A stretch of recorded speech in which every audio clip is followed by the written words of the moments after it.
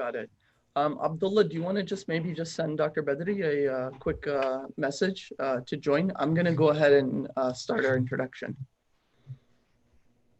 Dr. Haman, I'll give you a cue. I'm just waiting for the link to populate. Here we go. Got it. Abdullah, do you want to maybe just send Dr. Badri a quick message to join? I'm going to go ahead and start our introduction. Dr. Haman, I'll give you a cue. I'm just waiting for the link to populate. Here we go.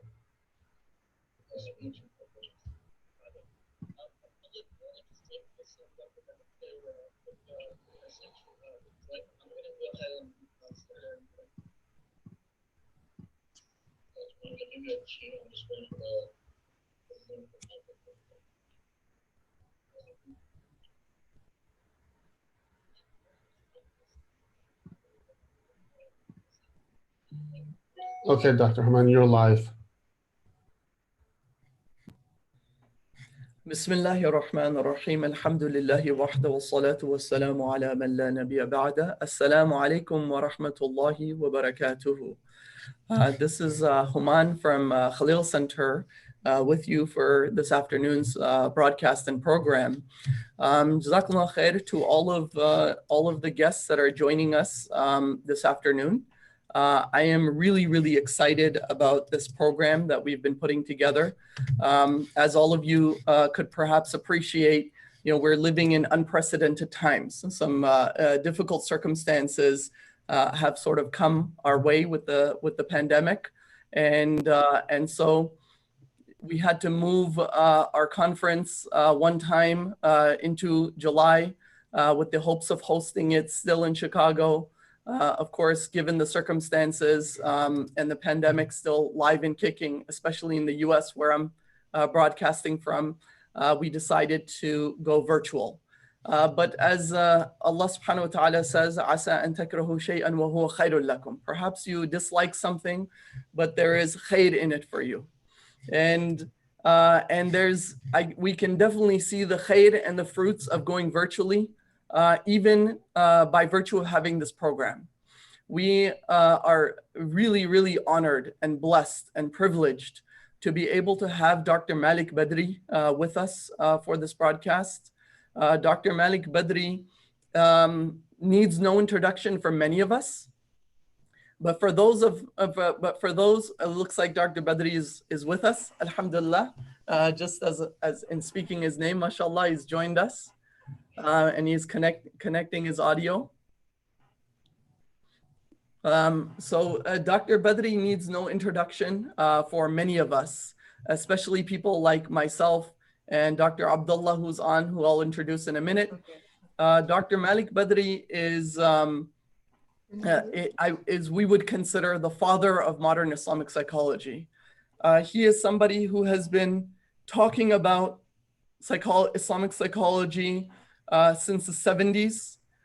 He wrote a book in 1979 on the dilemma of Muslim psychologists, the zeitgeist of his time, around his time, the discussion of the spiritual and metaphysical was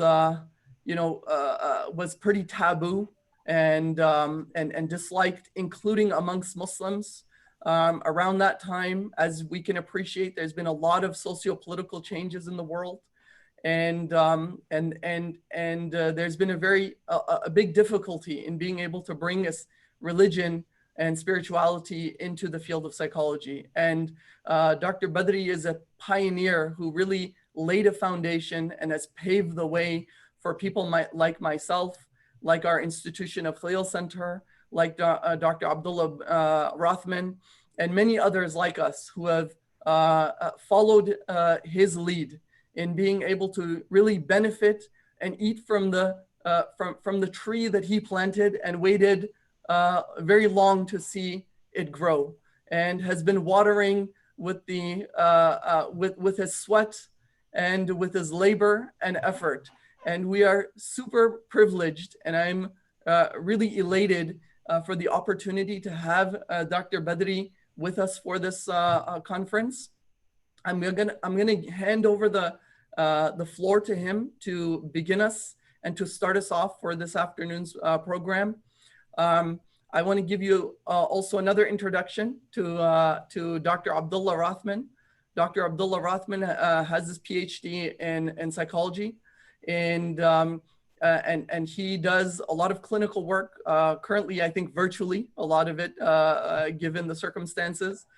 He's situated in the UAE, but he's an American.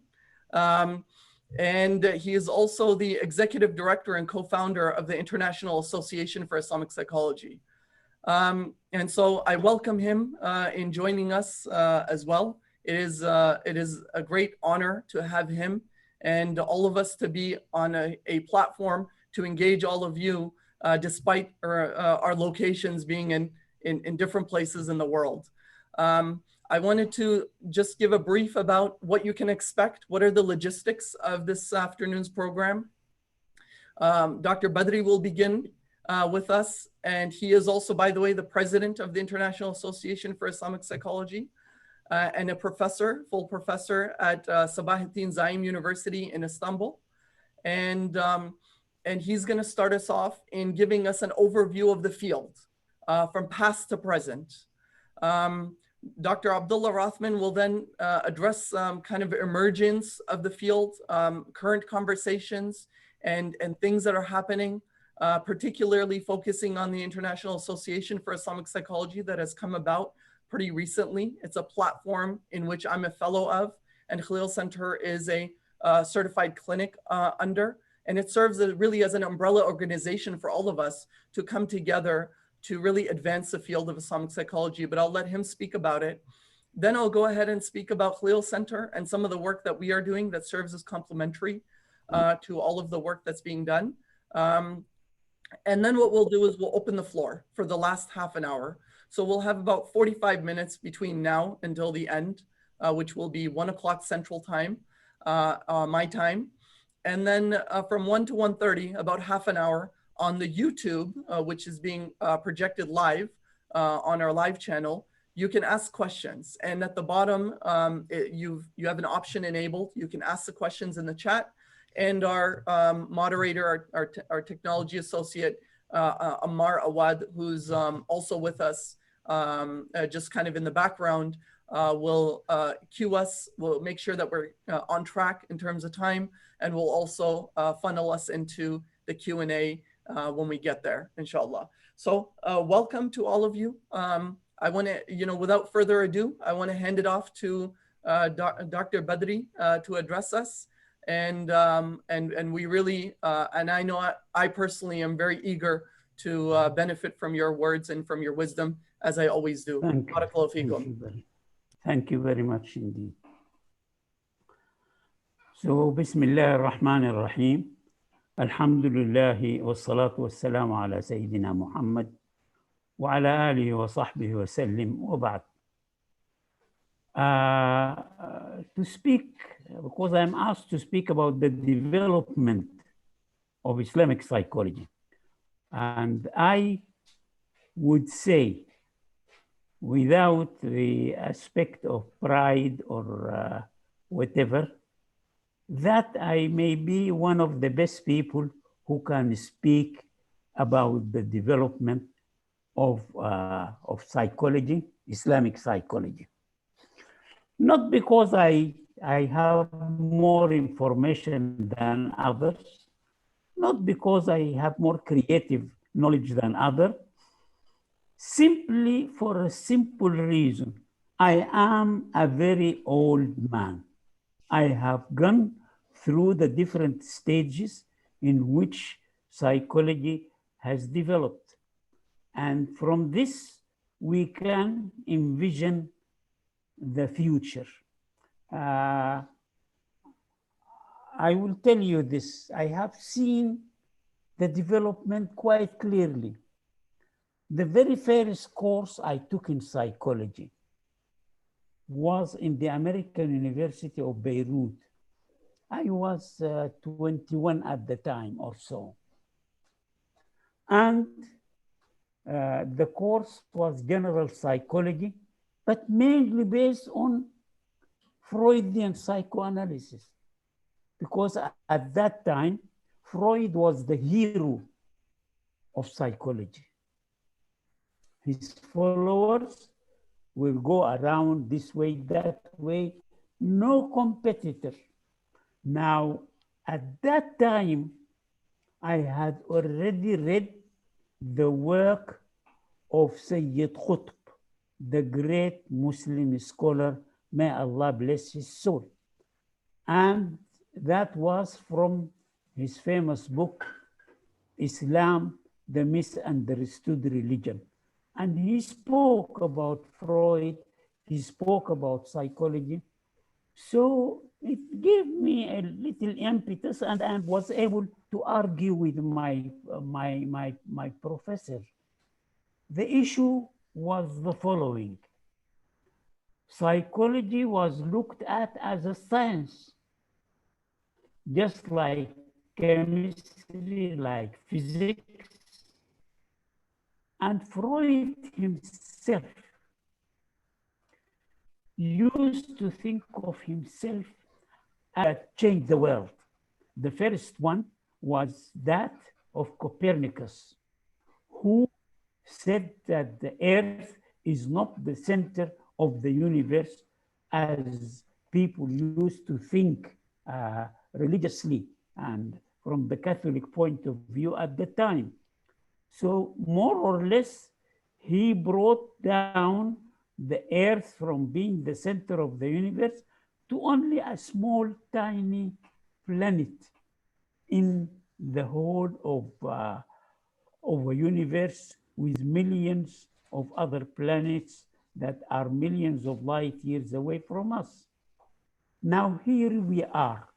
Man has been humiliated in terms of thinking about himself as the center of the universe. Then came, I'm actually here quoting Freud. This is what Freud said about these people. The second person is Darwin, who brought man from a special chosen by God, and that he has special abilities, he has spirituality, he had this, he had that, to make him only an animal, different from other animals only in the fact that he has a more developed brain.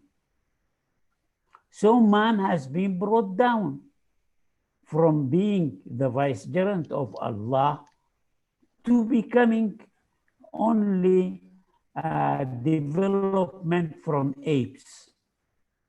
Then Freud spoke about himself as the third force that brought man down from his thinking of himself as a rational being, from thinking that his motivation are all based on thoughtful behavior, to a person, to an animal who is really motivated by his sexual and unconscious, aggressive and sexual impulses. So he thought of himself as the third force that changed the world. But then he used to, at that time, we used to study the Oedipal complex, to study the Electra complex, to study things that looked funny to me at the time. I was only a 20-year-old student. But because I read into some little aspects of Islamic psychology, I could see the fallacy. I could see that it is not possible for the way the mother toilet trains a baby this is going to end up whether he's going to be a generous person or he's going to be a miser. Because if he passes food in the right place, in the pot at the time, and his mother says, "What a great boy, you are very good in doing this," then he is going to think that this is a very important thing. And when he grows up, he's going to spend money the way he used to give away his dirty stuff. The same thing, if he refuses to pass it out, then he will become an anal retentive child and grow up to be obsessional, to be a miser, to be. Now, this is, yeah, I say to my professor, this is nonsense. How can you associate between such things? Then he would say, what else do you have? There is nothing. And at that time, really, there was nothing.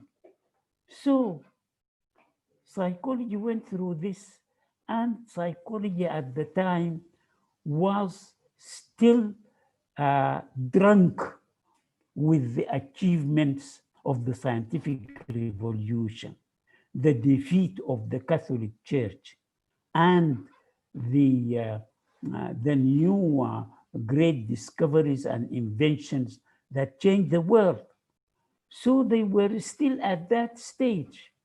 Now, if someone comes to tell them that I am like Copernicus and Darwin, I'm coming with a new science, then indeed uh, uh, he will be welcome, because Freud actually came at the right time for uh, for the European community, the Western community, to find a substitute for religion. Now, Freud was very brilliant in the sense that he used to take some of the things that people agree upon, but take it away from its spiritual aspect and give it a non-spiritual secular form. For example, he used to see people going to the confessionary inside the church. Father, I have done so and so, I have done so and so. Then he will sit at right angles to the person speaking through a small window, and then he will say, all right, now Jesus Christ is happy with you, don't worry. You are. Then the person will go out happily from the church. A big weight of, uh, of feeling of sin and guilt has been removed. Now, Freud more or less did the same thing. People will lie down in the couch, they will speak about their past, they will speak about what had happened, and then he will tell them, this is normal. What are you guilty about? Having sex with this or that? This is the way it is. Sex is actually the driving force in you. You are just an animal. Then a person who is convinced will come out from the clinic happily, just like the one who comes out of the church. Now, a number of things that he had done are similar to this. So now, the Western world at the time when I was a student in 1954, at that time, they were uh, completely uh, convinced about the fact that they are uh, animals. They are convinced that they are animals. They are convinced that they are actually being led by their unconscious motivations. Now, this is very interesting because at that time, anything that looked like religion was rebuffed. Not only religion was considered nonsense, because if psychology is a pure science, as they say at the time, then indeed anything speaking about religion, about this, it is only superstition that has no backing, no real scientific backing. Not only religion, and in this sense, I do remember the discussion about parapsychology. To our lecturer, this is superstition, clairvoyance, telepathy,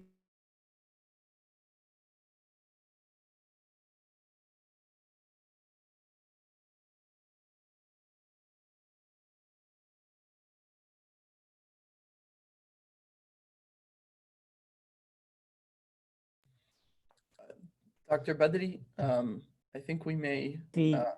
Near-death experience. And this is nonsense. It that can become the experimenter faked the whole thing in order to try to convince people that it is true. And I remember our textbook of psychology. I remember it up to now. You know, elderly people can remember very from their permanent memory, pops up things that are very far away. And they may forget the name of their children just next to them. So I do remember very well the lecturer telling us that this textbook writer, that only 1% of American psychologists believe there is anything as parapsychology. Now, what happened? What happened? What do we see today? Today, in America, we can see people appointed to teach parapsychology, not only because they have a general understanding or study of parapsychology, but they are specialists in only one aspect of parapsychology. He is an expert in near-death experiences. He is appointed, and degrees in parapsychology are given. What happened? What happened to psychology? What made psychology become softer towards spirituality and even towards religion?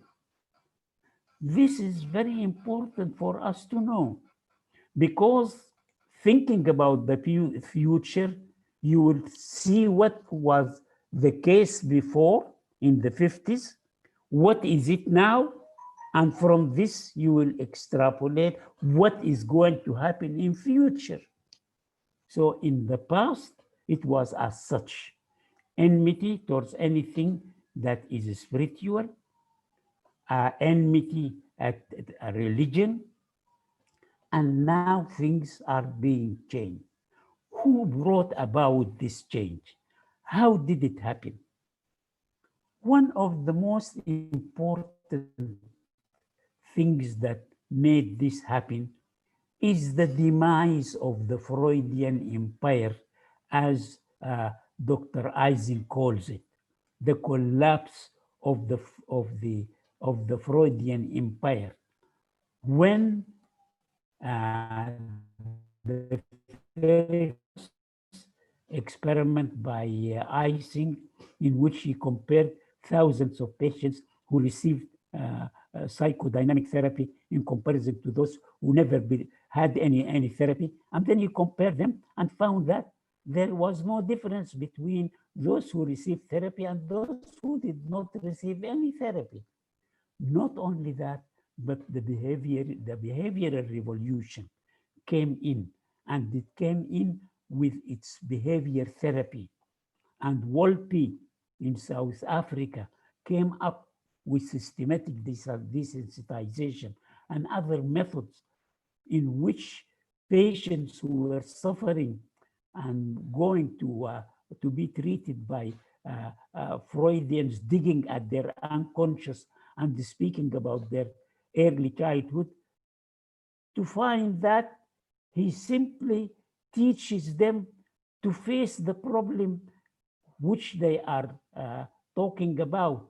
And mainly he succeeded in those disorders which lend themselves to a stimulus response paradigm.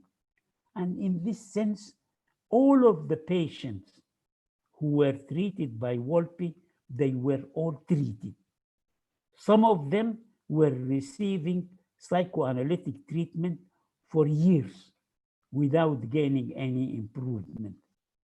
Now, but not all psychological disorders can be put in a paradigm of stimuli and their responses. People can have their thought being, when we talk about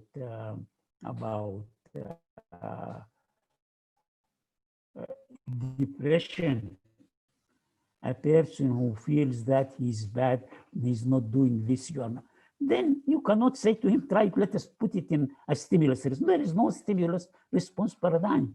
And so came the cognitive revolution. And again, it came with its successes. So cognitive behavior therapy that has developed was very important in changing the whole face of psychology and in changing the face of Islamic psychology. If thought and beliefs are so important in the development of emotions that are pathological, then indeed we should have a certain way by which we treat Muslim patients. And in this sense, I have had so many experiences in Islamic countries that I worked in Sudan, in Ethiopia, in Saudi Arabia, in Malaysia. All of these countries, I have put on an Islamic sort of paradigm to their thought, to their beliefs. And the treatment is unbelievable. So here we are. Psychology is changing, Islamic psychology, particularly in the field of therapy and in the field of the clinical psychology and its branches, in the field of counseling, is clearly, there is a big clear change now. So here we are. We have already taken the right trail by forming our Islamic Psychology Society. This has not been an easy route. I remember my very first lecture in the University of Jordan when I was head of department in 1963. It was 1963. It was a lecture, public lecture, the title was Psychology and Islam. My students were enthusiastic, they were happy. The audience who have nothing to do with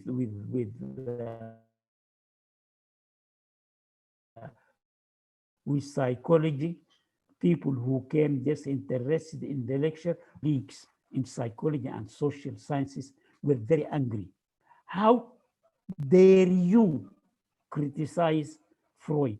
How dare you speak about psychology in this manner? Psychology is a pure science, like physics and chemistry and biology. Now you come to talk to us about Islamic psychology. Do you have Islamic physics or Fasiq biology? No. So why should you talk to us about Islamic psychology? That was a time in which has finished now. Young students who who studied under people like myself and my colleagues, giving them a wider understanding of Islamic psychology and its importance in reshaping psychology culturally and spiritually. They were indeed, it has become the root. And now we see psychology being influenced by spiritual aspects. Unfortunately, they are not, still Islamophobia is there.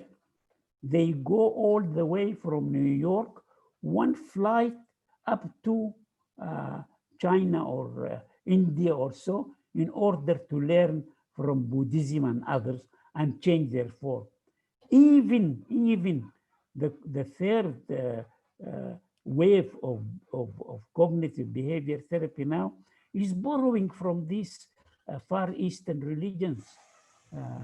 So now we are actually seeing an Islamic approach being accepted. Also, we should not forget some of the pioneers, Western pioneers, like Scott Peck, who wrote the first book on spiritual psychology. He's a psychiatrist, and he wrote his famous book, The Road Less Traveled, or people like Benson, who was the head of the Mind and Body Institute in Harvard, the way he started to work to show how belief can change a person to raise the temperature of his feet. Dr. Badri, just giving you a 5-minute warning. Jazakallah khair. Okay. Again, please. I reached my 25 minutes or 20 minutes. This is what you said? You have 5 minutes remaining, inshallah. Okay, thank you very much indeed. Jazakallah khair. So this is it. This is the picture. So from this sprang the Association of Muslim Psychologists, which was formed in the year 2006, and other Islamically oriented societies, they came up. But now our Islamic psychology is probably now making use of all earlier efforts in order to give the readers, to give the new generation a convincing model of psychology from an Islamic perspective. This is very important indeed. I am very happy to see Abdullah here and to see Brother Human, and they are two of the pillars who have developed the Islamic Psychology Association. I have been forced to take a lead in this association, but I'm really now too old to be able to do a lot. Alhamdulillah, I am now working on books on Islamic psychology, which will be important, I think, for the young people who are studying psychology. Thank you very much indeed. You have been patient listening to me. Thank you. Barakallahu feekum, Dr. Badri. I'm sure many of the listeners are anxious to hear more from Dr. Badri, and as I am, and Abdullah. So our hope is that he can really answer some of the questions as I'm kind of tuning into some of the questions coming in on the side. I know that we're starting to accumulate them already. So after the two of us speak, myself and Abdullah, then we'll go ahead and open the floor for Q&A, inshallah. At this point, I want to go ahead and hand it off to Abdullah to go ahead and to speak about the association and to kind of pick up, I think, where Dr. Badri naturally left off, to speak about the work that's happening now, because Dr. Badri spoke about the past and what has gone by and the struggles that he has underwent in order to really have the conversation on an Islamic psychology. Tfaddal. Bismillah ar-Rahman ar-Rahim. Assalamu alaikum wa rahmatullah wa barakatuh. It's good to be here with everybody. Even though we can't see you, we feel you. And so I will try to keep it brief, because I'm sure that people would prefer to get to those questions for Professor Malik. Hopefully he'll come back. I hope he just, yep, there he is.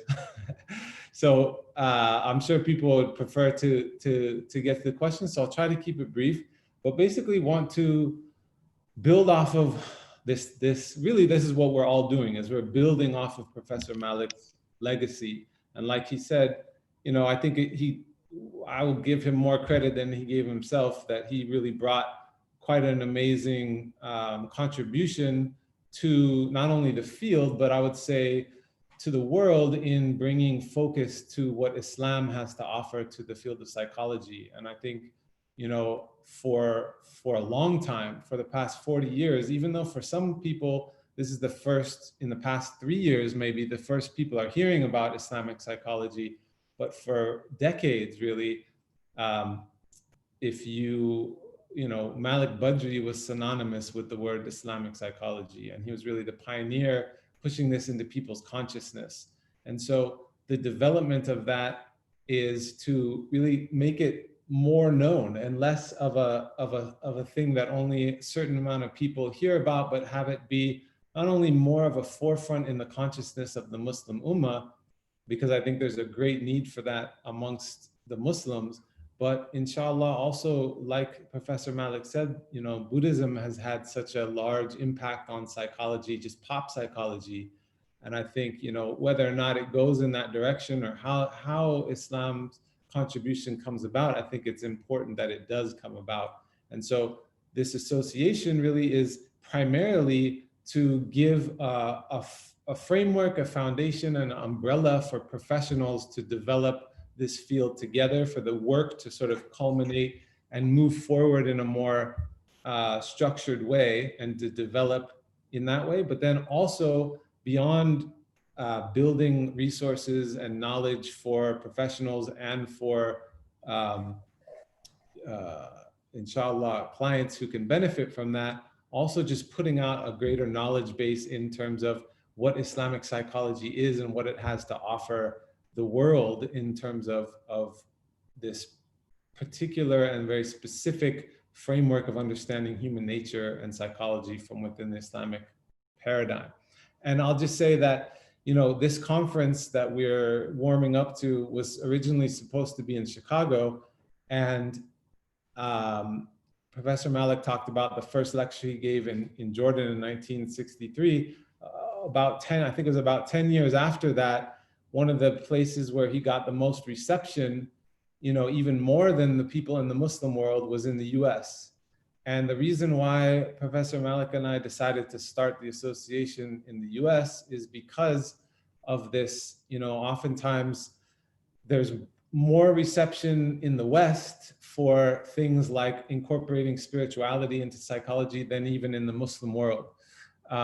And when, you know, Professor Malik always told stories about how the U.S. experience and the American psychologists really had a special place in his heart because, you know, close to Chicago, where this conference would have been, I believe it was in Minneapolis. Is that right?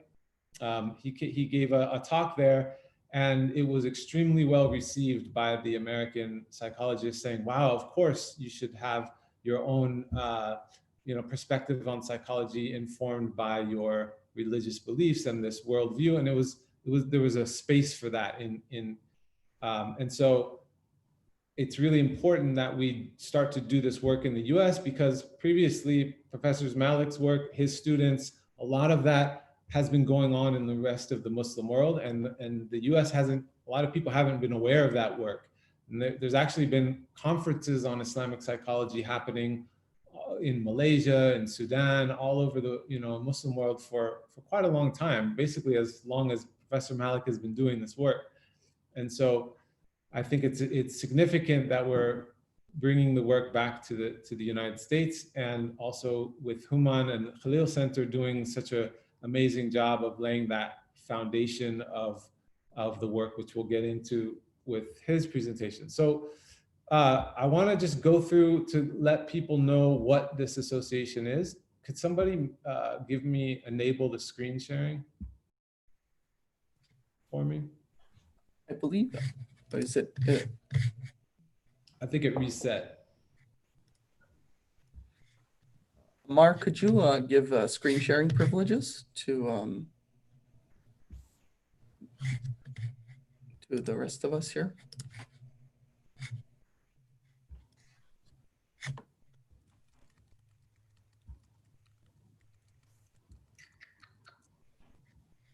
All right, well, Should I go ahead without it? If you want to get started, I'm just messaging him on the side, so I think he's working on it.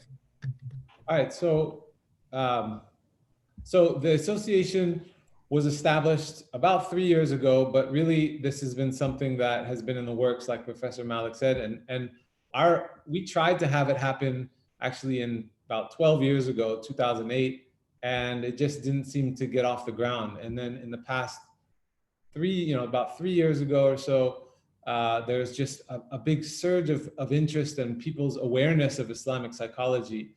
And often it is without the knowledge of all this work that has happened in the past.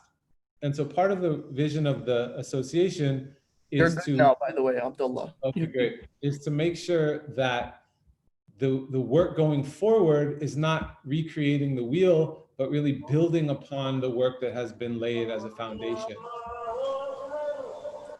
Allahu Akbar. And so the intention is to it's about advancing the development application of Islamic psychology. And so really that is theory and practice. So developing the field so that it becomes more accessible in people's understanding of what it is, but that development is not, sort of happening in multiple places at the same time and turning into different things. And sometimes because of that, not being grounded both in integrity, both professionally in the world of psychology, but then more importantly, from an Islamic worldview and Islamic paradigm. And so the idea is for this work and this development to be grounded in this this process and have it be a collaborative process of the people doing this work across the world and building on the work that the elders have done and involving the scholars as well as psychologists in this process. And so with all the work that the association does, it's based on these three objectives. So it's reorienting the philosophy and epistemology of what people now know as psychology. So there's this field of psychology, which is, mostly conceived of in the West in relatively recently. And so that has become this thing known as modern psychology or contemporary psychology. And so it's understanding that the foundation of knowledge of just even how we understand the human being is fundamentally different from a Islamic perspective, and reorienting that perspective so make sure that it's grounded in the right place. One of the metaphors that Professor Malik used early on is a building. You don't take a decrepit building that's falling down and then put a paint over it and say it's a new building. Similarly, you don't, just put an Islamic paint on Western psychology framework, but that you have to sort of rebuild a new building from the ground up. And certainly, as he has said, you can use some of the bricks and the wood that are still good from that, but then rebuild from a solid foundation based on an understanding of Islam within an understanding of the human being, rather, from an Islamic perspective. And so it's delineating that paradigm as the second objective, to really understand what we're talking about. And so people have an idea of what those differences are and how and why they're important.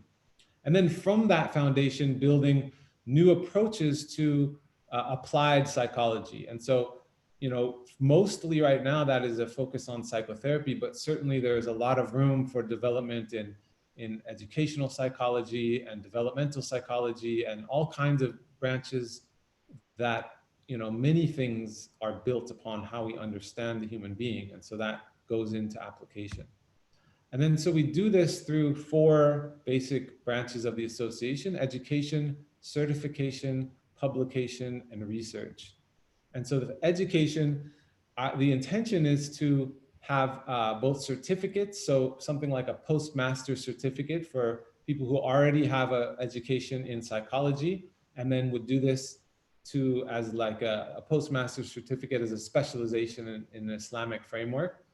And then we've been working to develop diplomas and degrees, although that has been more difficult than we had anticipated.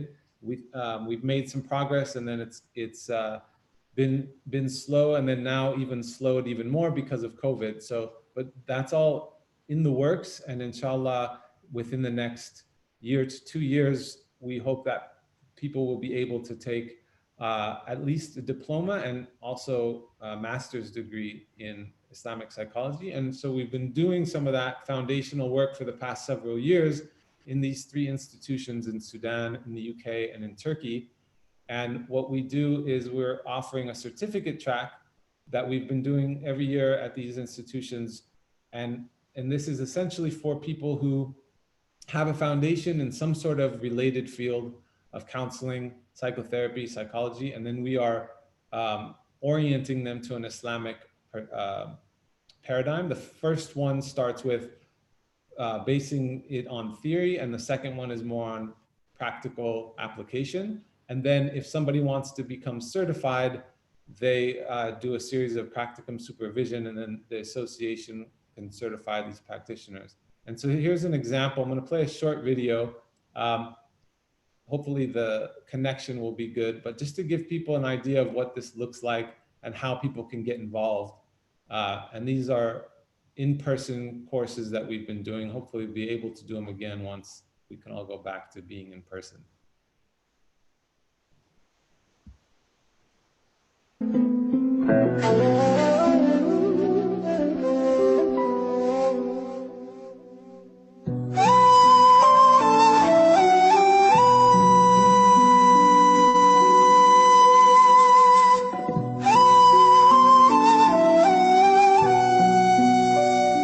Talking about in this week is an actual fundamentally different paradigm of how we see human psychology, not Muslim psychology. The purpose of this course is to give that foundation so you can go out with your feet more firmly planted on the Islamic paradigm.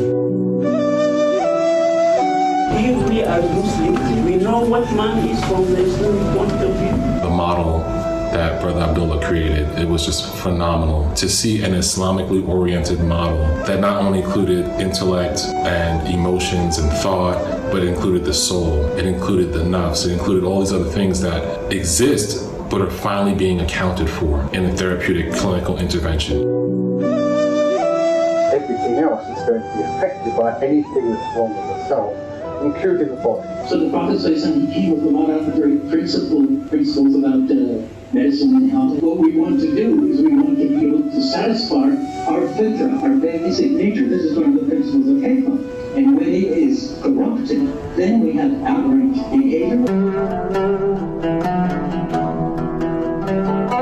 Went to an Ottoman health museum, and it was beautiful to see how within Islam we approach the whole self as one. We don't split psychological problems up with medical problems. Islamic psychology, the treatment of what we can say mental health or psychology from an Islamic perspective, is not some new innovation that we're coming up with now. It's something that is within our tradition and there's history to it. It's been lost. And it's our responsibility to preserve this, is to understand our tradition, to know what it has to offer the world. But in the bottom line, the medicine of the Prophet was, sallallahu alaihi wasallam, was Islam.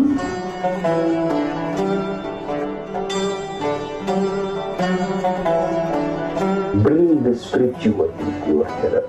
When you are sitting there and talking to the client, remember, if the Prophet was in your place, what will he do? There's a complete science of the soul that is a foundation within the Islamic tradition. All we need to do is learn from our tradition and bring it into the context of modern psychology. It was amazing to go through texts by Imam Ghazali and really just contextualize that knowledge to today, contextualize that knowledge to case studies.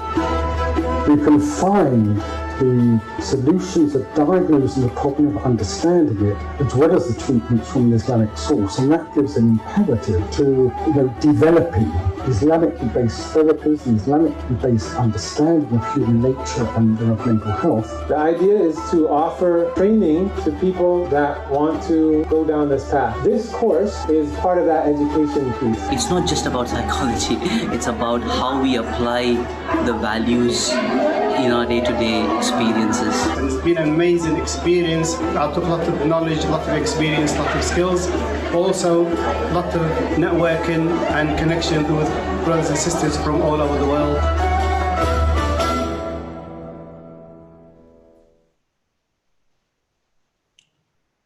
Okay, alhamdulillah. So this is just a taste of what it looks like, and like the brother said at the end, really these courses, as much as it's about learning, it's about the association is about bringing people together from all over the world, not only who have been doing this work as professionals and fellows in this work, but also people that want to get involved, and creating a worldwide network. And so these courses are ones that we teach through the association, and we do them in Turkey and in the UK, and inshallah we'll be doing them in the US soon. But there's also, it's not that the association is in and of itself an entity that owns Islamic psychology by any means. It's all of us, everybody throughout the world, this network of people who are building on this work and developing it together so that it becomes a professional organization, right? And so Khalil Center is a partner, is a certified clinic of the association, and they also do courses that are grounded in the same approach of having it be grounded in the Islamic tradition, but there's some different, it's formatted in different ways. There's different ways that the knowledge is presented, different ways that the knowledge can be then conceived of in application in clinical practice. And this is the beauty not only of this potential of this growth for this field of Islamic psychology, but really honoring the Islamic tradition, in that there has always been a tradition of different opinions, and even if there's differences of opinion, there's agreements on what is the core, right? And so we understand this by studying the tradition and understanding what is core and what are able to be differences of opinion. And so that is going to also come into how Islamic psychology moves forward. And so Human will be able to tell you a little bit more about some of the work that Khalil Center is doing. So the association, essentially what it's doing is creating this umbrella so that all these people can come under, there can be agreements as to what the standards are, so that it doesn't get watered down and it stays connected to its Islamic roots. And so the certification is certifying institutions to make sure that their approach is grounded and is sort of approved by all of the professionals in the field. And then individuals that go through those educational institutions can get certified as practitioners, and then clinics as well. And so we have the individuals on the website. There's people who have been working with Professor Malik for so many years and are doing the clinical work and have had that supervision directly with the father of the field as well as his students. And so there's a few people that are certified, and they're on the website. You can go find that on islamic-psychology.org.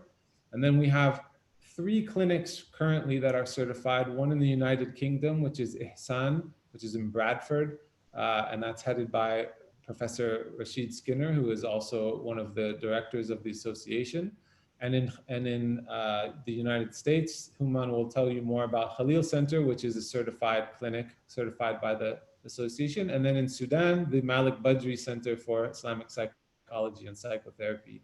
And so the idea is to increase the number of clinics that get certified, and that certification basically, again, says that they are meeting this standard of practice, but that there may be different approaches of how they approach that in clinical application based on their population, based on their specialization, based on the different expertise of the clinicians. And then the third sector of the association is publication. So we're currently working on a number of book publications, 2 of which are re-released books that are really important in the field that have been out of print, and a few that are new coming out, and then articles from fellows. Basically, the network of people, it's about putting together research. And so that's the 4th thing, is putting more and more research out into the field for us to develop our knowledge internally, but also to share with the world, and building on this knowledge, and then having it expand into different areas of psychology and its applied or connected fields. And so we want to build this as a network for not only people who are doing the work, but people who want to do the work. And so becoming a member is just basically joining a network of people to stay connected. And so you can join at different levels based on your professional experience. And the benefits are, there's a quarterly newsletter that comes out, and in the newsletter, there's usually exclusive updates, and usually try to give benefits and discounts on things and sort of insider information, but then also just access to more opportunities and this network of colleagues. And so that we can all sort of work together to grow. And then on the website, you can also see the events that are happening. Usually there's a lot going on, but now because of COVID-19, all events have been canceled until further notice. But we are currently working on an online version of the Certificate 1 course. And so we hope to have that up online within the next month or two. But then hopefully also we'll be back online with our in-person events, which happen every year in both Cambridge in the UK, at Cambridge Muslim College, and at Zaim University, where Professor Malik is, which you saw in the video. So you get to go on this trip and you get to study with the father of the field himself. So that's what it looks like. You can check the events and you just click on the box and it'll take you to those events. So please check out the website, and please follow us on social media, Instagram, Twitter, all those good things. And there's a YouTube channel that we do frequently upload videos. So I will leave it there. Thank you so much. And Brother Human, are you still with us? Yep. Yeah. All right. Assalamu alaikum.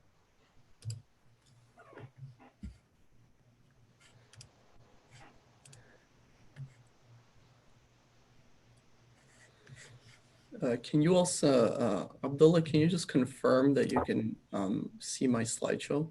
Yes, I can. Does it look like the presenter view, or can you see it as a slideshow? I see it as a slideshow. Okay, great. Alhamdulillah. Okay, Bismillahir Rahmanir Rahim. Alhamdulillahi wahda wa salatu wa salamu ala man la nabiyya ba'da.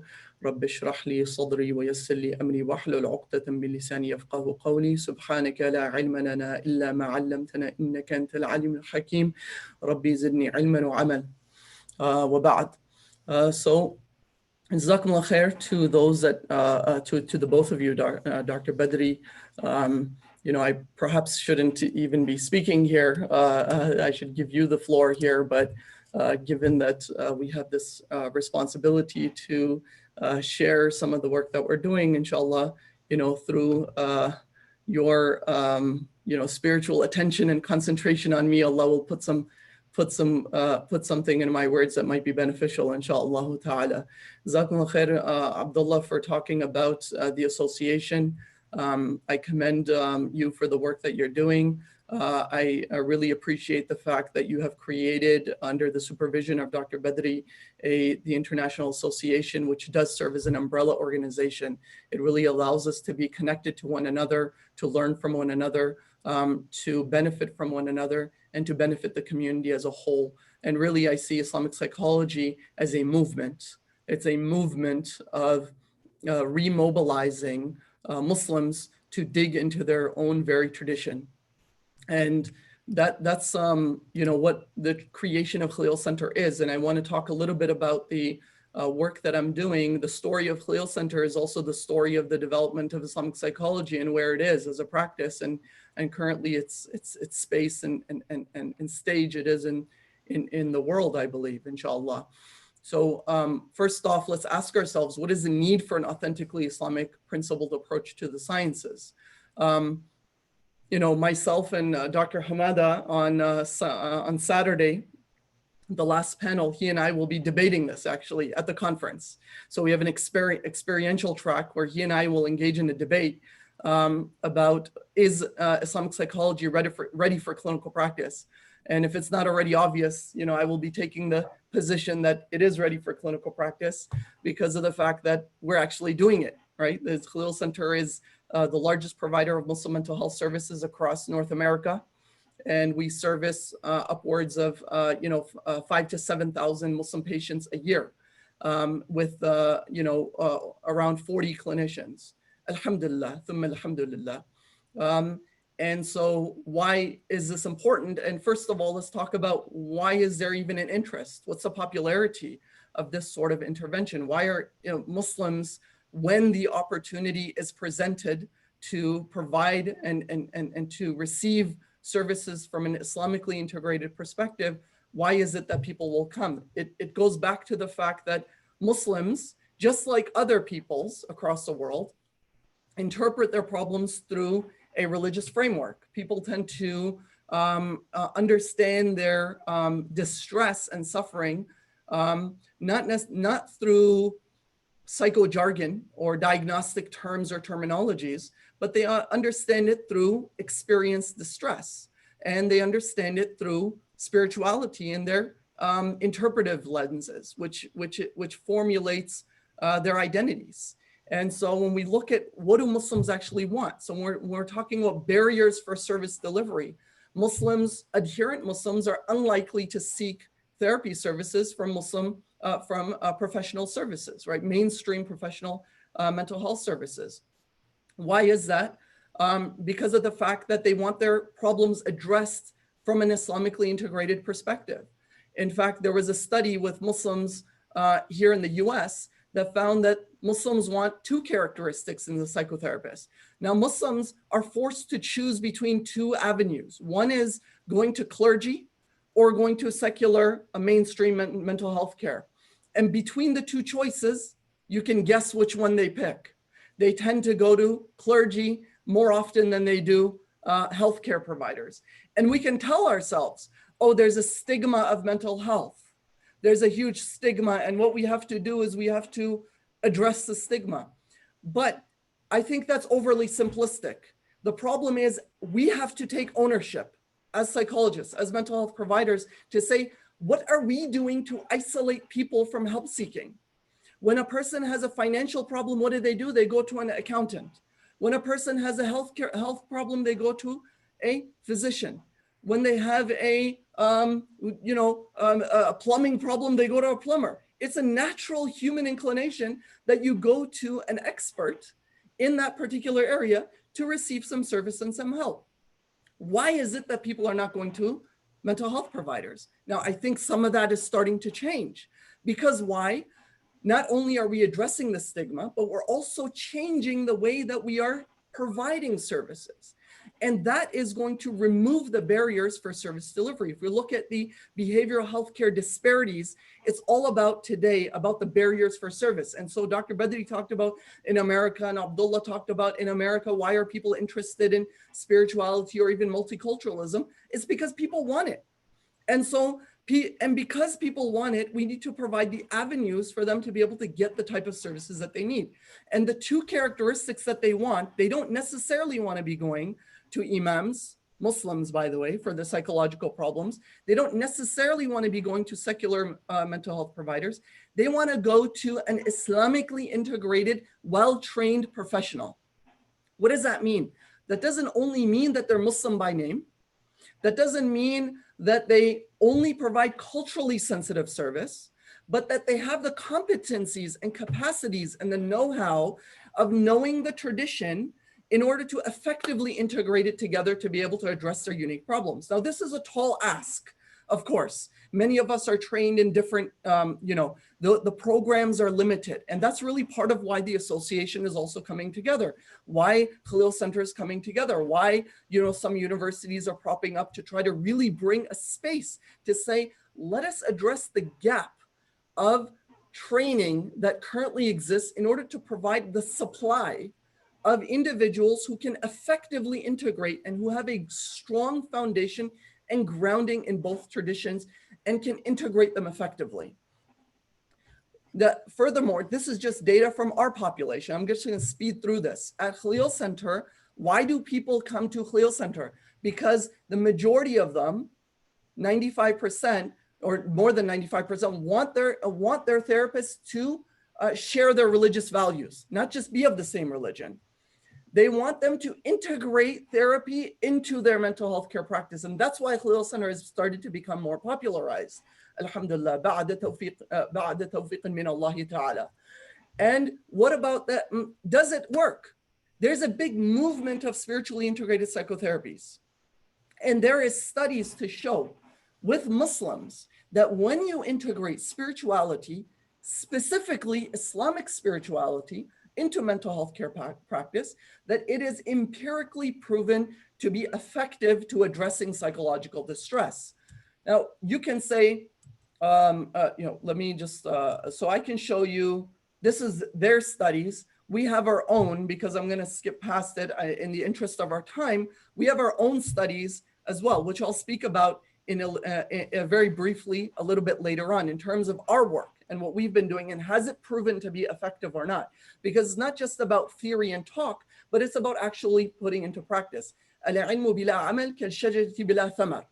knowledge without action is like a tree that doesn't bear fruit. Our tradition is a living tradition, right? And what we have to do is to construct our field based upon Islamic foundations to inherit it, right? It is the Turath al-Islami. We call this Turath al-Islami, the Islamic intellectual heritage, to inherit it from those who came before us. And so sometimes we have these infantile, grandiose notions among academics, right? Myself included, right? Where we think that we thought of something for the first time. And what is modern academics all about? It's about originality. But what is the Islamic tradition about? The Islamic tradition is about building upon that has already been built before you, right? It's not necessarily reconstruction, right? But the foundation already exists. That doesn't mean that we can't tweak it and we can't use it or re-represent it or change or modify it for the cultural context, right? But the foundations are still the same. And what are those foundations? And I want to show how we are not unique, historically speaking, in today's age. There are Muslim scholars that have been having these conversations for centuries around how do they deal with Western, quote unquote, Western sciences or rational sciences, and how do we integrate it with the Islamic tradition? And I want to just show you an illustration of that. But before I do, let me give you a disclaimer. That in the Islamic intellectual heritage, there is no dichotomy between secular and spiritual knowledge. Okay, Allah subhanahu wa ta'ala has created the world, right? He is the fashioner, and he created the human beings upon a particular order and a system and a sunnah, right? And so the science is there, right? That we will look, do tafakkur fi khalq as-samawati wal ard. We will look and contemplate in the creation of the heavens and the earth. So we recognize that there is no conflict, but they are in unison. Wahi is a sound source of knowledge, revelation, and so is empirical, and so is rational. And I'll touch upon that in a moment. But here is what was happening before. I just want to show you a quick illustration. Before Ghazali, what was happening? We had in the Muslim world, we had these disciplines, okay? In the Islamic intellectual heritage, we have, if we look at the first category that I'm pointing to, is the theory and methodology, okay? We had pure kalam. What is pure kalam? Kalam is aqidah. What do you believe? Who is Allah? What's going to happen on the day of judgment? What are the articles of faith? What are the necessary things that you have to believe in? This is kalam. The scholars of kalam put this together so that we can have salvation in the hereafter, that we know our tradition. And then what about into action? That's the theory. That's the what you need to believe, i'tiqad. Now putting that into action.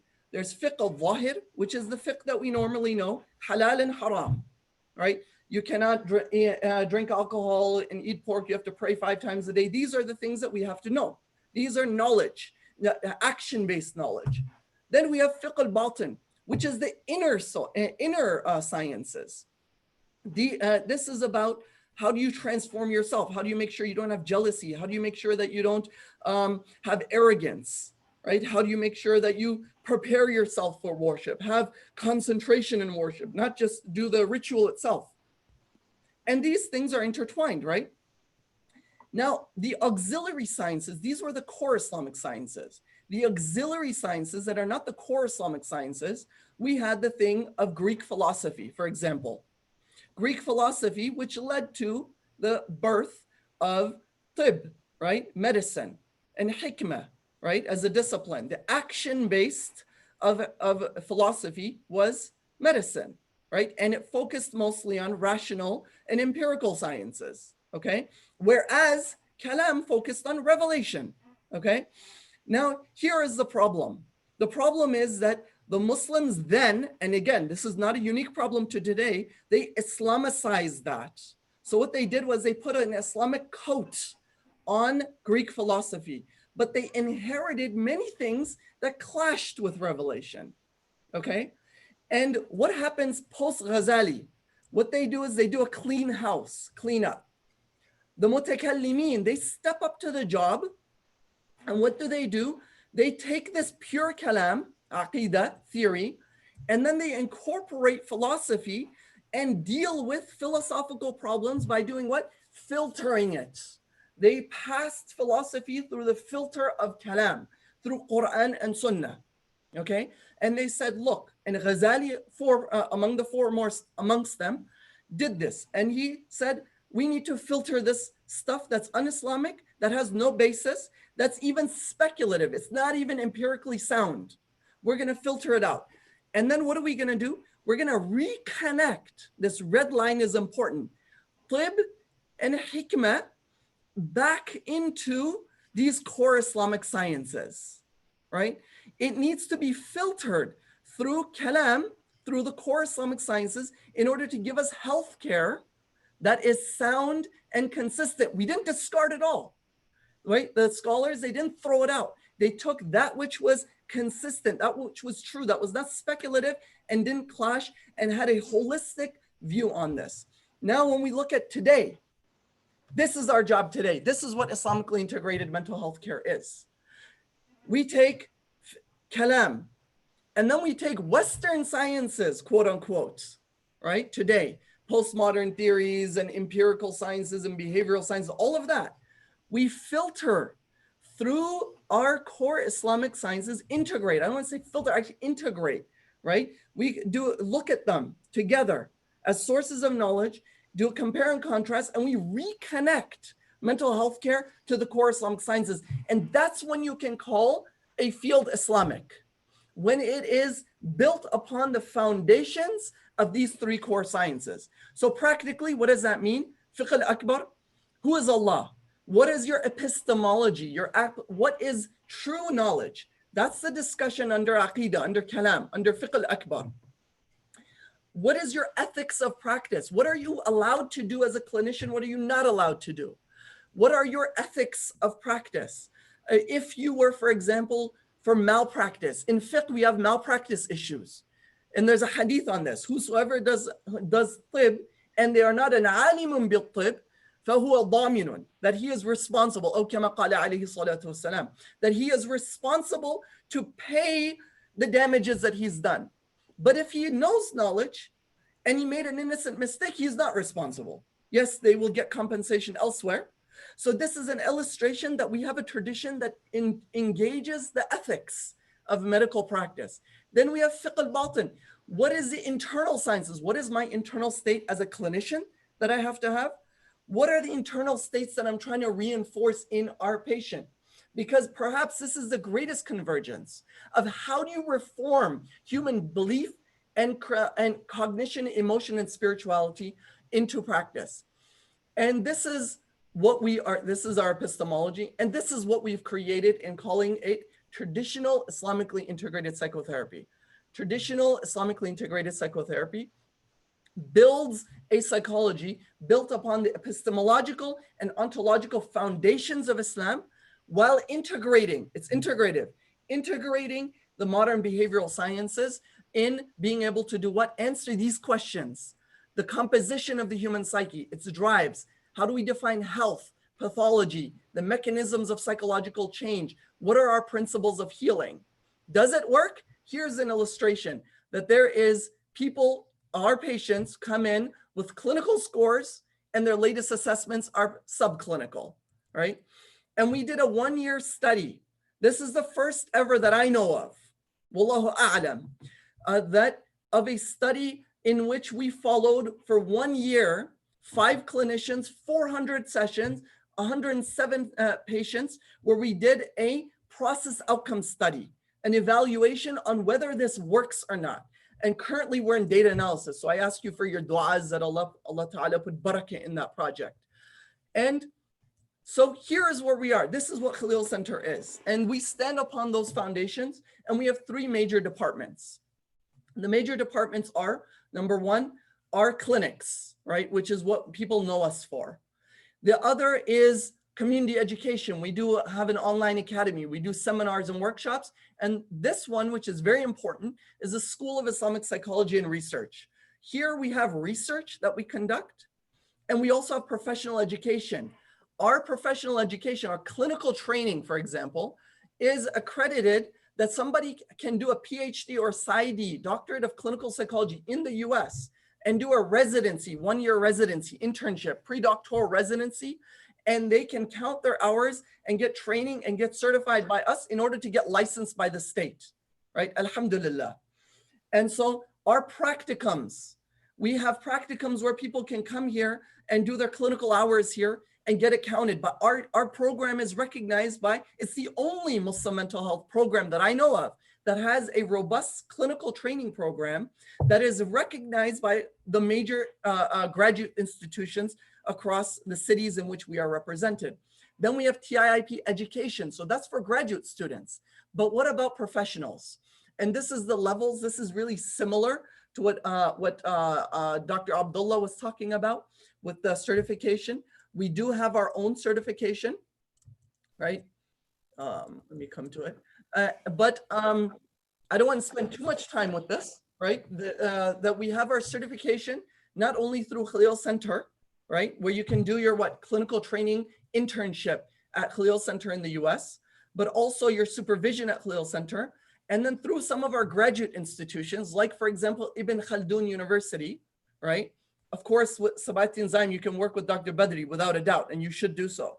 But at Ibn Khaldun University, for example, you can go there and we're building a concentration in Islamic psychology. And there's actually a partnered clinic in Istanbul as well. So, but you can do it here, you can do it elsewhere. And we're in the process of actually formulating further and further partnerships with local academic institutions to be able to allow for a graduate level concentration in Islamic psychology. That's where the field is headed. Now, if you want to know more, here's a book. Dr. Abdullah is an author. Dr. Badri has written a foreword and an introduction to this book, by the way.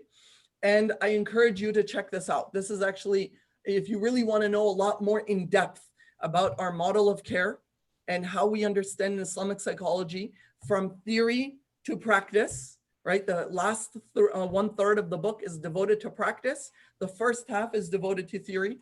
You can get this. Now I want to transition into, I'll end off, but I want to transition by saying that I encourage you all to join and register for our conference that's coming up if you haven't already done so. This is a conference, this is a landmark conference, I want to say. This is the Institute of Muslims and Mental Health through Michigan State University has had this conference for over 10 years. It's 12th annual conference. They have been doing Muslim mental health work. And by the way, I've been going there since its very early days. I'm connected to that network. And we have brought the International Association and Khalil Center and the Institute of Muslims and Mental Health with American Islamic College, bringing all of these individuals together on a platform for you to be able to benefit and look at what's out there. There's a huge list of clinicians, scholars, people that are going to be presenting, inshallah ta'ala, next weekend. Check out the program. And I encourage you to really participate and learn and really, what I would say, join the movement, right? And as Muslims, we want to think about making contributions to this field and really thinking about how can we move forward and learn and be a part of this larger movement. Jazakumullahu khairan wa akhiru da'wana alhamdulillahi rabbil alameen. Let's go ahead and transition into our Q&A, inshallah.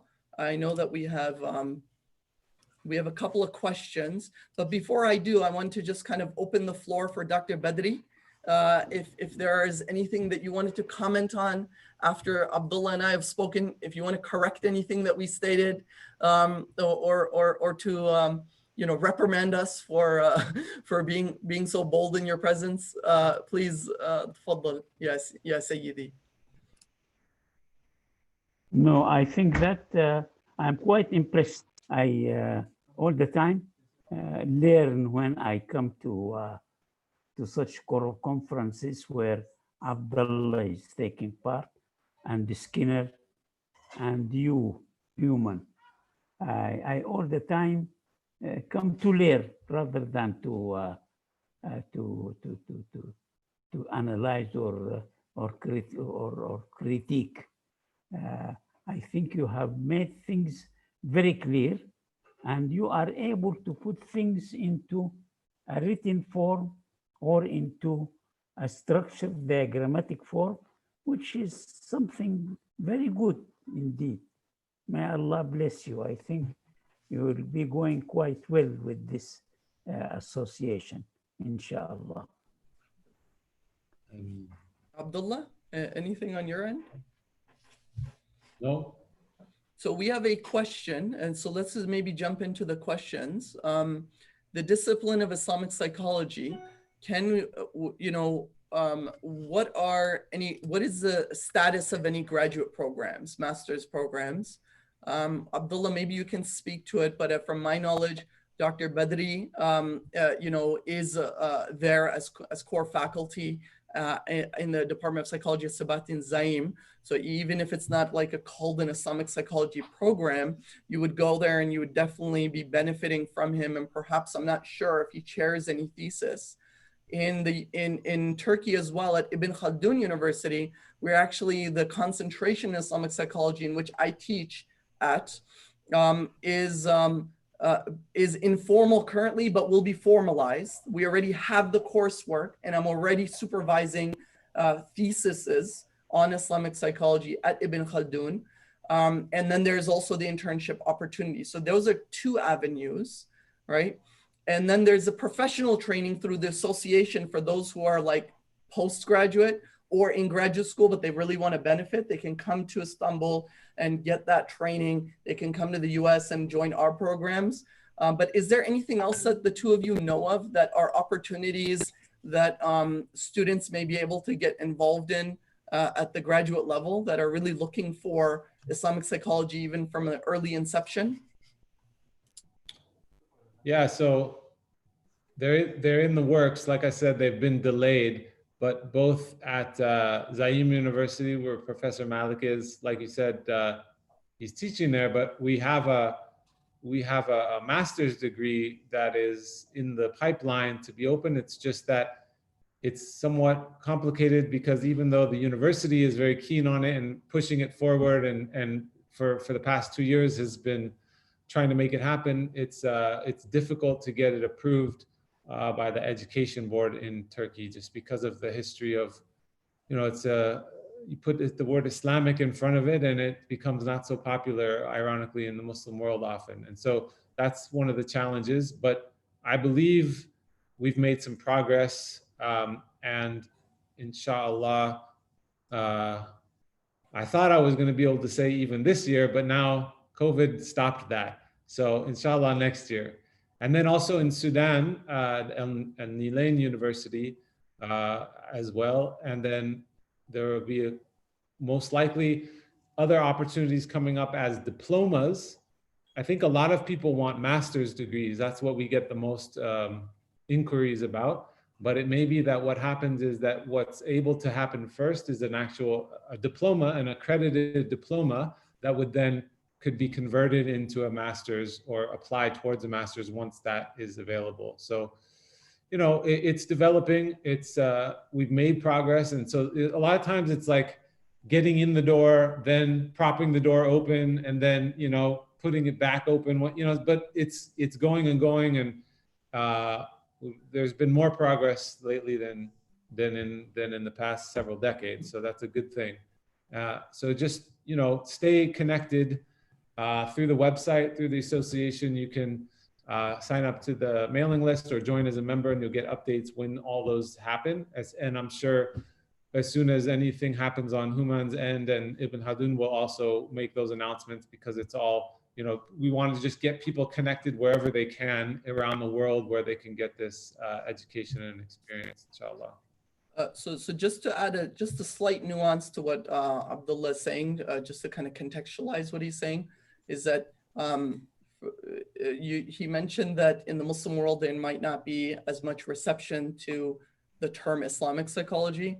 Just to add the nuance that may be due to a lot of socio-political aspects, but certainly among the population, like we're seeing among a huge interest among individuals and graduate students that are flocking to the association. So in the Muslim world, there's sometimes a disconnect between what might be happening at the bureaucracy level and on the ground, right?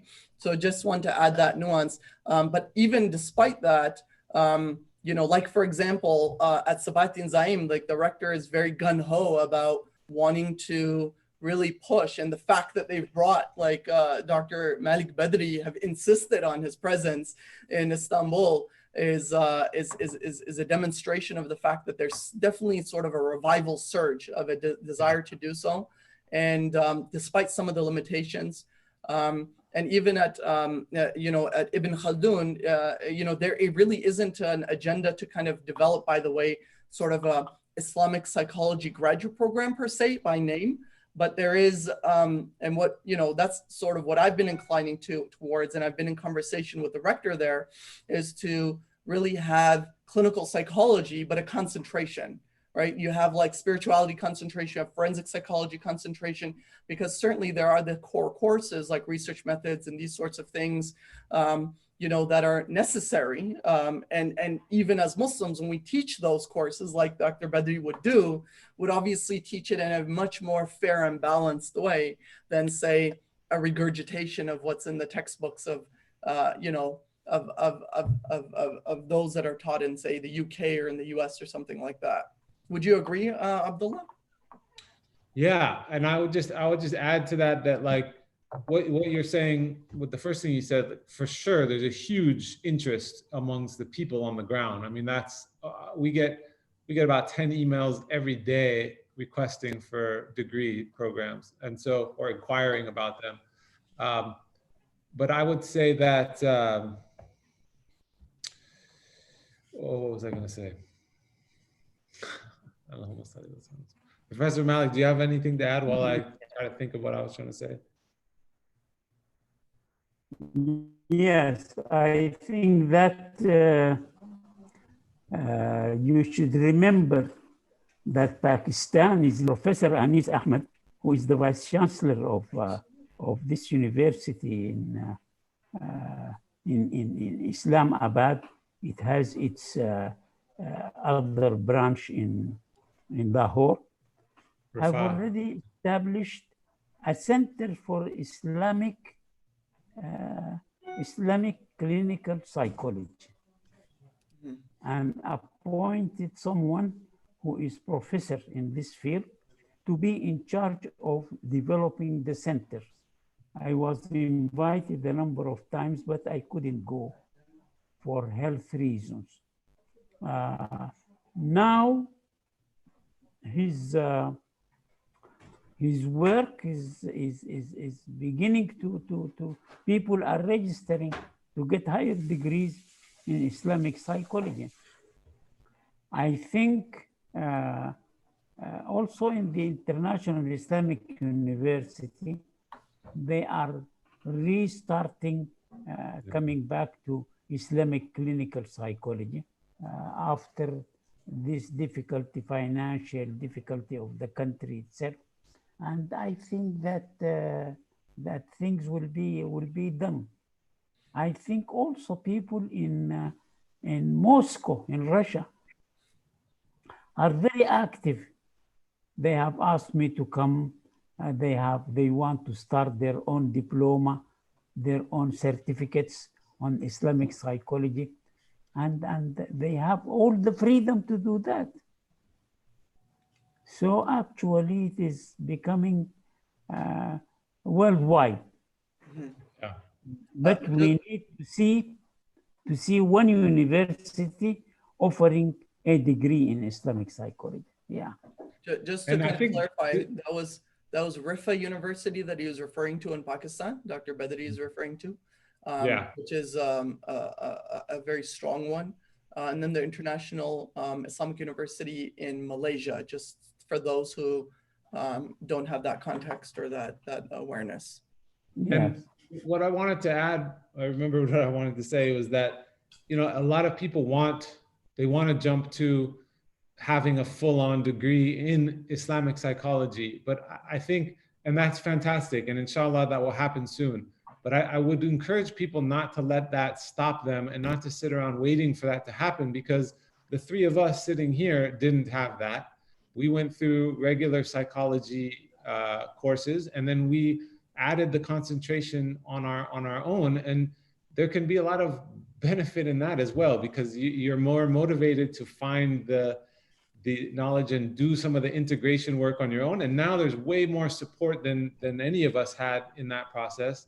And I think that, you know, you can do a concentration of your research in Islamic psychology, find professors that have something to offer, and then reach out to people in the network through the association that can supervise you on that research. And the association, we have a scholarship specifically for this called the Faisal Haq Scholarship for Graduate Studies in Islamic Psychology. So if you go to the website under education, on the drop down under education, it says scholarship, and you can apply right on the website to get funding for, it's a money contribution towards people who want to do their graduate research in Islamic psychology. It's a way to encourage people not only to like do this work within the current situation that is available to them education-wise, but to encourage the people to put out more research in this field.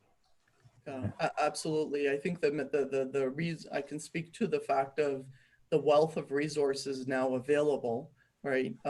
You know, I'm sure Dr. Badri can think of the day when, you know, a PhD program in Islamic psychology or a master's was like a fantasy, right?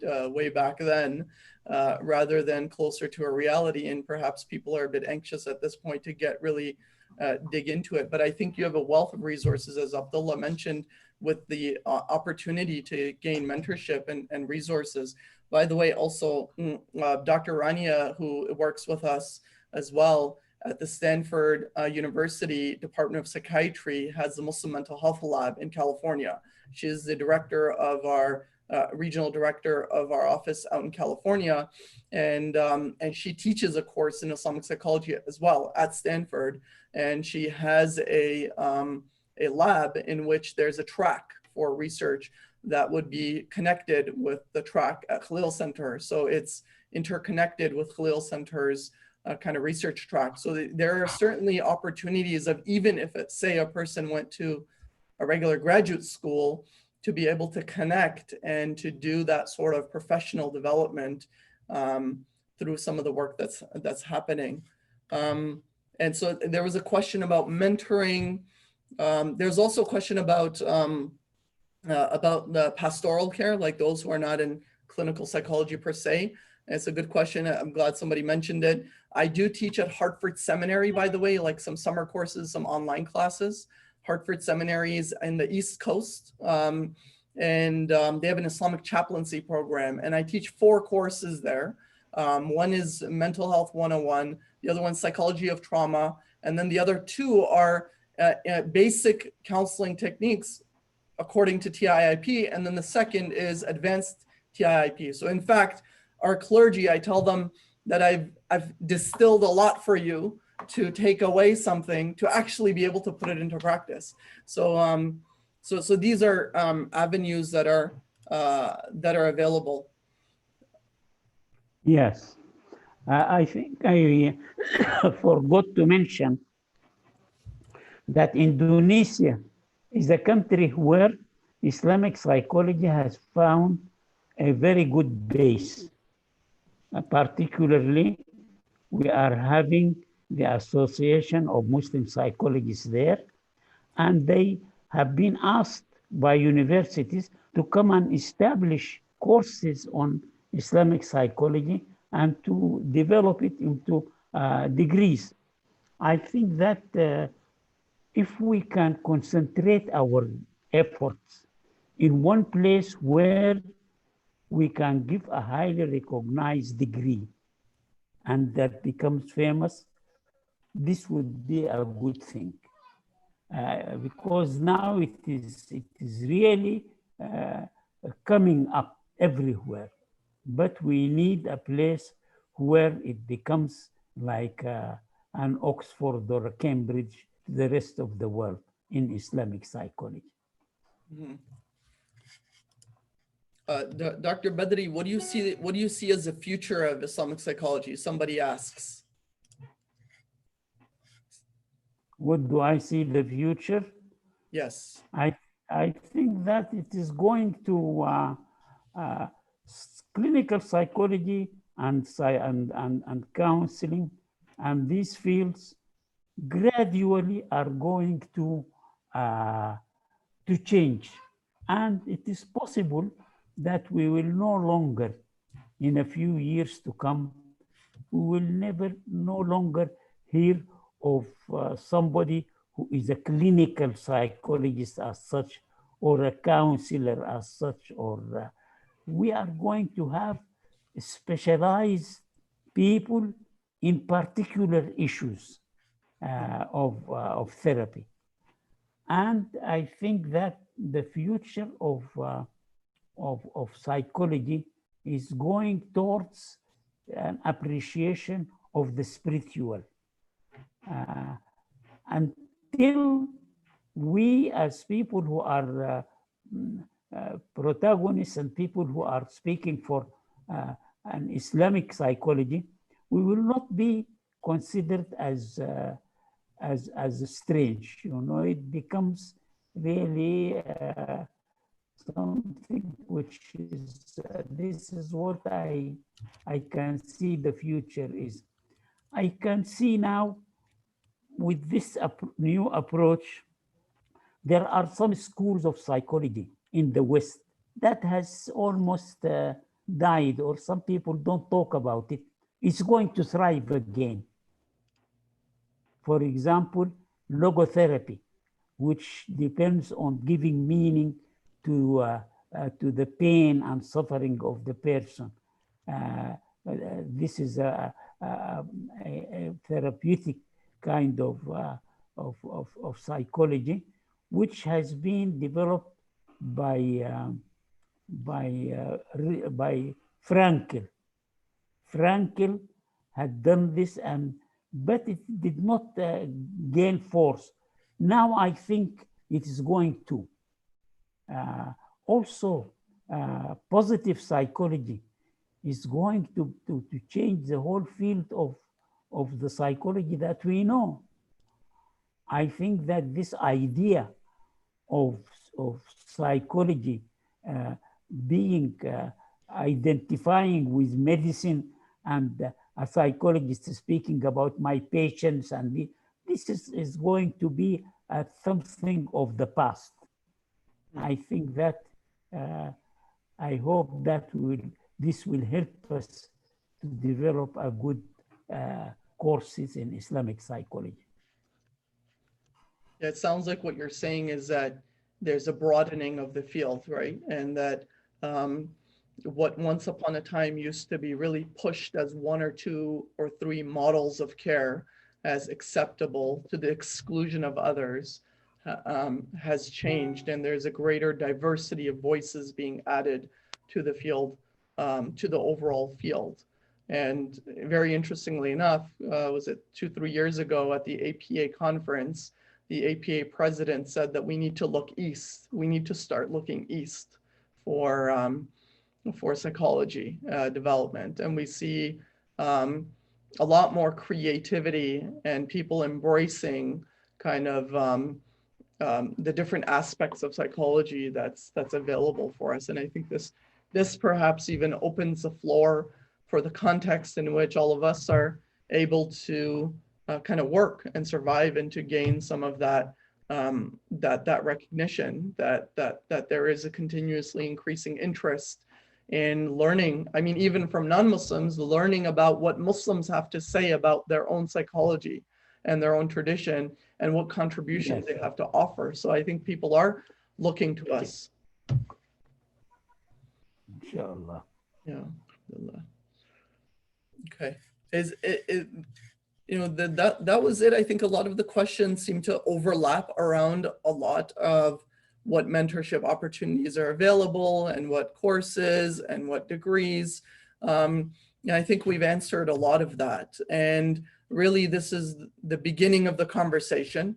The conference is 1 week away. If you haven't registered, please go ahead and do so. You can see some of our own presentations during that weekend, inshallah. And we encourage you to stay connected, stay connected to the association, stay connected to the Institute of Muslims and Mental Health, stay connected to Khalil Center. And those that are really interested, we, have avenues, spaces for you to be able to really guide you along and to help you find, where you need to be, inshallah. So with that, I think that we can conclude, if it's okay with the two of you. I would leave any final remarks to Dr. Badri to make to close us out, inshallah. Yeah, any last final comments to close us out, even if it's a brief dua or anything, inshallah. Well, I think I said most of the things that I wanted to say, but I just want to say at times some of these new schools of psychology I talked about. For example, I spoke about this Frankel's logotherapy. When you think of it, it is really, instead of saying you understand and accept and give meaning to your suffering, what is it? If it is just talking, if you put an Islamic tag, it will be as-sabr, it will be husn al-zann billah, it will be tawakkul ala Allah. There is no, we are going to have schools in psychology which will actually be based on our own beliefs. We don't need to go far to get this. Only we need the creativity to take them and give them an Islamic approach. I think one of the important things is that those of us who would like to go into this field should know that they should know Islam itself. They should study Islam. You must study Sirah, you must study Hadith, you must study, at least have a good general opinion of it. You cannot come and talk about Islam without yourself being grounded in this field. And it's important that we should be thinking about new ways. This creativity can come when this field becomes your baby. Wherever you go, wherever you say, you are thinking about it, and you will come up with new things. You will come up with new tests. People who have worked in this field have come up with psychological tests that are suitable for the societies in which they live. Instead of only talking about the Binet, about the Wechsler, so they have come up with their own intelligence tests. This, to my mind, is very important. Keep the feelings about Islamic psychology as your baby, by which you speak about, you think about day and night with your tasbih. And think about it as a way to please Allah subhanahu wa ta'ala. Look for the wisdom of Allah in whatever He does on this earth. this to me is one of the essential aspects of building a good Muslim psychologist. Thank you very much. جزاكم الله خير. بارك الله فيكم. Abdullah, any last remarks? Nope. Thank you, everybody. Assalamu alaikum. We hope to see everybody with us next week at the conference and engage in more conversation, questions, and dialogue. Inshallah. إن شاء الله. Okay. Take care. بارك الله فيكم. وفقنا الله وإياكم إلى ما يحبه ويرضى. السلام عليكم ورحمة الله وبركاته. السلام عليكم ورحمة الله.